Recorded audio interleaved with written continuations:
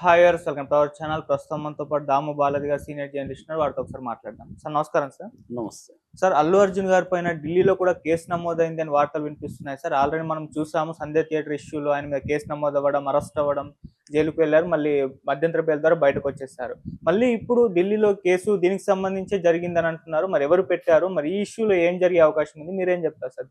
అల్లు అర్జున్ కి ఈ కేసులో రోజుకు ఒక ట్విస్ట్ కనిపిస్తుంది. ఎందుకంటే ఇక్కడ అల్లు అర్జున్ మీద బిఎన్ఎస్ భారతీయ న్యాయ సంహితలో 2 సెక్షన్లు పెట్టారు. అవి 2 కూడా చాలా సివియర్ సెక్షన్లు. అందులో 105 culpable homicide non bailable section, cognisable non bailable అంటే బెయిల్ ఇవ్వలేని సెక్షన్ అనమాట. అంటే నోటీసులు ఇవ్వకుండానే అరెస్ట్ చేయొచ్చు పోలీసులు. అట్లాగే కాగ్నిజబుల్ అంటే మేజిస్ట్రేట్ పర్మిషన్ అవసరం లేదు, డైరెక్ట్గా అరెస్ట్ చేయొచ్చు. అందుకని ఆయన అరెస్ట్ చేశారు. ఇమీడియట్గా నాంపల్లి కోర్టులో ప్రవేశపెట్టారు. ఆ నాంపల్లి కోర్టు 14 రోజులు జైలు శిక్ష కూడా వేసేసింది. అయితే ఈ లోపల వాళ్ళు quash petition, lunch motion petition వేసుకున్నారు. నిరంజన్ రెడ్డి ఆర్గ్యూ చేశాడు. ఓవరాల్గా ఆయనకు లంచ్ మోషన్ పిటిషన్లో క్వాష్ పిటిషన్లో భాగంగా ఇంటీరియం బెయిల్ 4 వారాలు ఇచ్చింది.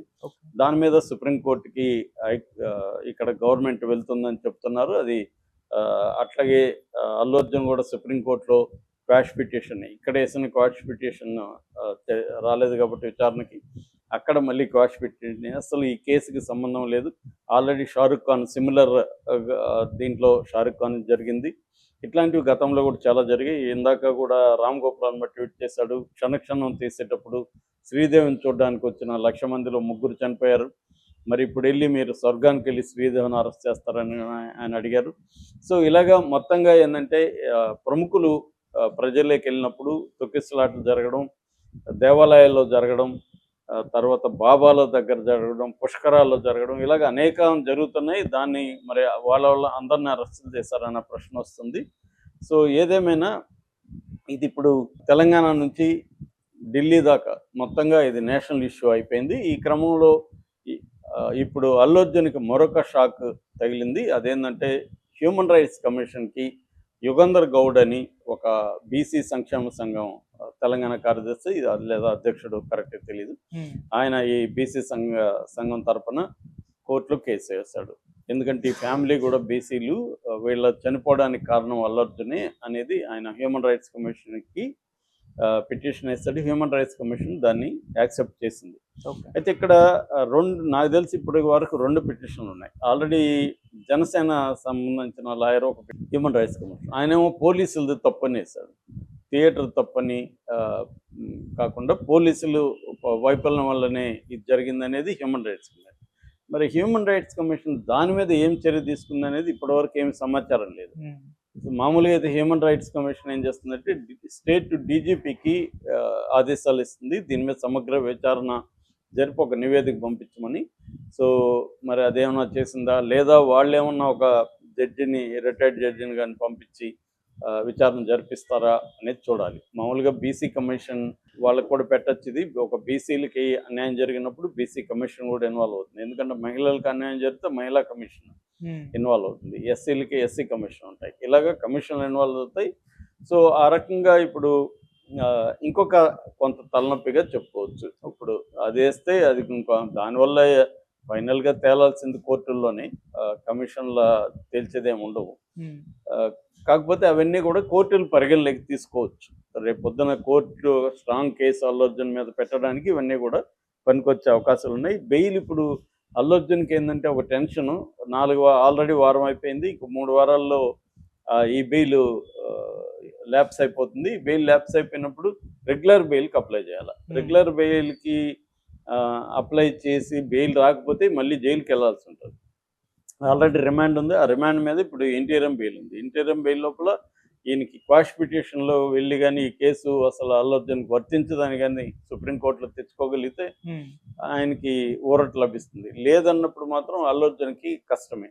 సో రేవంత్ రెడ్డి దాన్ని అంత ఈజీగా వదిలిపెట్టట్లేదు. నేను మొన్న కూడా చెప్పాను, రేవంత్ రెడ్డి ఏంటంటే ఒక పక్క ఆప్టిక్స్ అంటారు, అంటే దీని ఇమేజ్ చుట్టూ ఆ అబ్బాయి ఫ్యామిలీ, అక్కడ ఉన్న శ్రీతేజ్ వాళ్ళ మదర్ రేవతి చనిపోవడం, శ్రీతేజ్ డెత్ బెడ్ మీద ఉండడం, ఆ ఫ్యామిలీకి సంబంధించిన వాళ్ళ చెల్లెల వీడియోలు ఇవన్నీ బయటికి తీసుకురావడం, శ్రీతేజ్ దగ్గరికి మన సివి ఆనంద్ లేకపోతే హెల్త్ సెక్రటరీ ఇలాంటి వాళ్ళంతా పంపించడం, దాన్ని లైవ్గా ఉంచుతున్నారు ఆ ఇష్యూని. అంటే ఒక ఎమోషనల్ సెంటిమెంటల్ ఇష్యూ లాగా తీసుకొస్తున్నారు.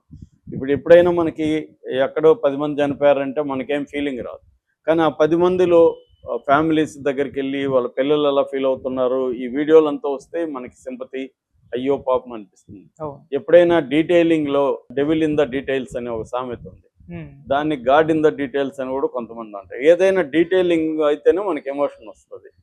లేనప్పుడు వేగ్గా ఉండింది అనుకో, 10 మంది చచ్చిపోయారంట అంటే, లేదా కాంగోలో 100 మంది చచ్చిపోయారంటే మనం ఏం ఫీల్ కాం. అవును. కానీ ఇక్కడ ఒకరు చనిపోయారంటే ఎలా చనిపోయినారు చూడండి, వీడియోలు చూపించి పిల్లల దగ్గర మాట్లాడించి ఇవన్నీ చేస్తే మనకి ఎమోషన్ వస్తుంది. సో ఆ కైండ్ ఆఫ్ చేయడానికి రేవంత్ రెడ్డి ప్రభుత్వం ట్రై చేస్తుంది ఒక వైపు.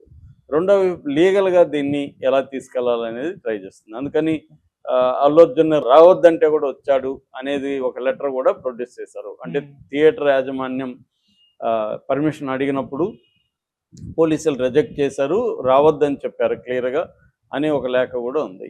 మరి ఆ లేఖ నిజమా అబద్ధమా తెలియదు. నిజమైతే కోర్టులో ఈ బెయిల్ అప్పుడు ఎందుకు పెట్టలేదు, జడ్జి గారు కూడా అడిగారు, జువాడి శ్రీదేవి గారు, మీరు రావద్దని చెప్పడానికి ప్రూఫ్ ఉందా, ప్రూఫ్ ఉంటే పెట్టండి అని అడిగారు.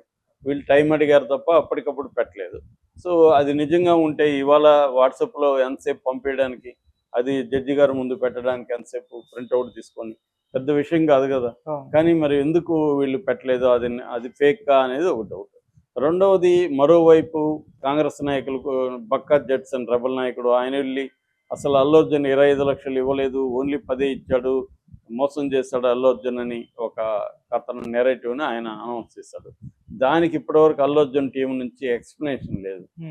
అది నిజమే అన్నట్టుగా మనకు అనిపిస్తుంది. ఎందుకంటే ఒకేసారి డబ్బులు ఇవ్వలేదా తెలీదు. అట్లాగే హాస్పిటల్ ఖర్చులన్నీ మేమే భరిస్తున్నాం అనేది సివి ఆనంద్ కమిషనర్ డిక్లేర్ చేశాడు. మొన్నటి వరకేమో అల్లు అర్జునే చూసుకుంటున్నాడు, ఈవెన్ సింగపూర్ నుంచి ఒక ఇంజక్షన్ తెప్పించారనే పుకారు వీళ్ళు క్రియేట్ చేశారు.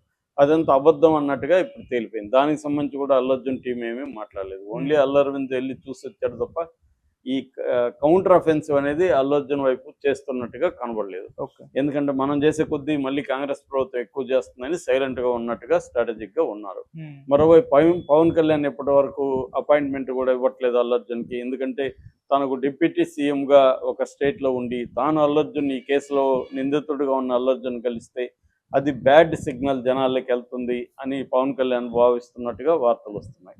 ఎందుకంటే ఇది బంధువుల వ్యవహారం కాదు, ఆయన పొలిటికల్గా ఒక డిప్యూటీ సీఎం కాబట్టి పక్క రాష్ట్రంలో ఒక నిందితుడిగా ఉన్న వ్యక్తిని అతను బంధువా కాదనేది పక్కన పెడితే మనం వెళ్ళి కలిస్తే అది రాంగ్ సిగ్నల్ వెళ్తుంది అనేది. రెండోది, అంత వీళ్ళకి సంబంధాలు కూడా ఏమి లేవు, మంచి సంబంధాలు కూడా లేవు, మనం ఎందుకు రిస్క్ తీసుకోవాలనేది పవన్ కళ్యాణ్ అనుకోవడం సహజమే అది.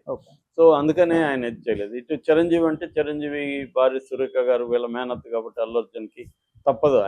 ఆయనకైనా నాగబాబుకైనా వాళ్ళకి వెళ్ళాలి. ఫ్యామిలీలో సమస్య వచ్చినప్పుడు అదేదో అంటారు కదా, మనకు నూరు ఉండొచ్చు కానీ ఒక క్రైసిస్ వచ్చినప్పుడు మనం ఒకటి అవ్వాలనేది ఎప్పటి నుంచో ట్రెడిషనల్గా ఫ్యామిలీ సంబంధాల్లో అది ఉంది.